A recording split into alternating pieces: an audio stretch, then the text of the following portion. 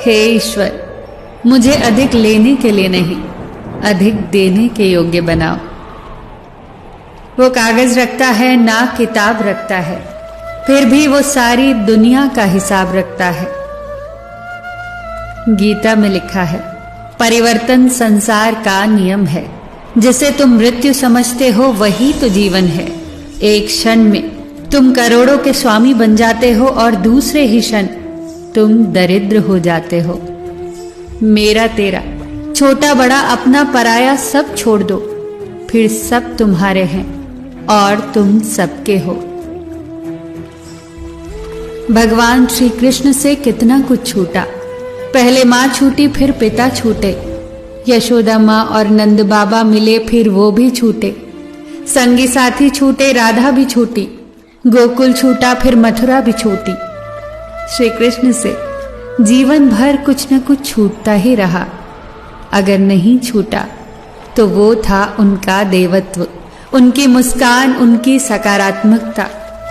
इतना सब होने के बाद भी भगवान श्री कृष्ण दुख के नहीं, उत्सव के प्रतीक हैं। सब कुछ छूटने पर भी कैसे खुश रहा जाता है, ये श्री कृष्ण से अच्छा कोई और नहीं सिखा सकता। दुख और सुख तो कुदरत के उसूल हैं। हे प्रभु, बस यही प्रार्थना है कि दुख आए तो हिम्मत देना और सुख आए तो नम्रता देना। डाली से अगर फूल टूट जाए तो फिर से लगाया नहीं जा सकता, मगर डाली मजबूत हो तो उस पर नया फूल अवश्य खिल सकता है। इसी तरह जिंदगी में खोए हुए पलों को हम वापस नहीं ला सकते, मगर आने वाले पलों को हम खूबसूरत बना सकते हैं। विपत्तियां कैसी भी हो, कष्टदायक ही होती हैं। अगर आज आप किसी दूसरे की विपत्ति में निस्वार्थ भाव से मदद करते हैं तो निश्चित ही आपकी भी मदद के लिए कोई न कोई अवश्य सामने आएगा। यही प्रकृति का अटल नियम है। जीवन में कभी आगे होने का घमंड और पीछे होने का अफसोस नहीं करना चाहिए, क्योंकि सेना के दल में खड़े सैनिक को जब सेना प्रमुख पीछे मुड़ने का आदेश देता है तो आगे खड़ा व्यक्ति पीछे और पीछे खड़ा व्यक्ति आगे हो जाता है। इसी प्रकार ईश्वर कब पीछे मुड़ने का आदेश दे दे, कोई नहीं जानता। इंसान घर बदलता है, लिबास बदलता है, रिश्ते बदलता है, दोस्त बदलता है, फिर भी वो परेशान रहता है क्योंकि वो खुद को नहीं बदलता। उम्र भर गालिब यही भूल करता रहा, धूल चेहरे पर थी और आईना साफ करता रहा। जिंदगी जीनी है तो तकलीफ तो होगी ही, वरना मरने के बाद तो जलने का भी एहसास नहीं होता।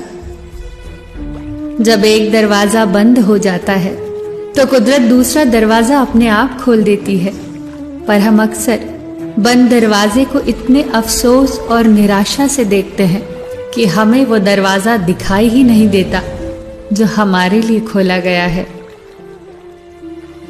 रोजाना मंदिर जाना उत्तम है, रोजाना जप करना भी उत्तम है, रोजाना गीता पढ़ना भी उत्तम है, लेकिन अपने अंदर झांक कर देखना किसी दिन एकांत में बैठकर कि इतना करने के बाद आपके अंदर कोई परिवर्तन हुआ। क्या कुछ कुछ पराये अपने से लगने लगे हैं? क्या प्रकृति की धीमी धीमी आवाज आपके मन को भाने लगी है? क्या कभी कभी बिना कारण आंखें भर आती है? क्या कभी ऐसा लगता है कि पेड़ पौधे आपसे बात करना चाह रहे हैं? क्या कभी ऐसा लगता है कि खिलता हुआ फूल आपसे मिलना चाह रहा है? जब आपको ऐसा लगने लगे कि आप अकेले नहीं हैं, पूरा ब्रह्मांड आपके साथ है, तो समझ जाना कि आप सही राह पर हैं।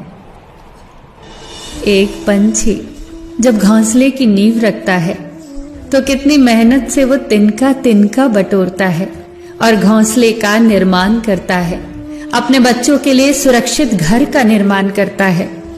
फिर जोर से आंधी आती है और घोंसले का तिनका तिनका बिखर जाता है, परंतु ना वो पक्षी रोता है ना ही विलाप करता है। वो बिना किसी विलंब के अपना घोंसला फिर से बनाता है। हमें सीखना है उस पंछी से कि बिना रुके, बिना थके, बिना हार माने प्रयास कैसे किया जाता है, तब तक जब तक आप सफल न हो जाए। फिर मिलेंगे दोस्तों अगली वीडियो के साथ। तब तक के लिए अपना ख्याल रखना और हमेशा मुस्कुराते रहना।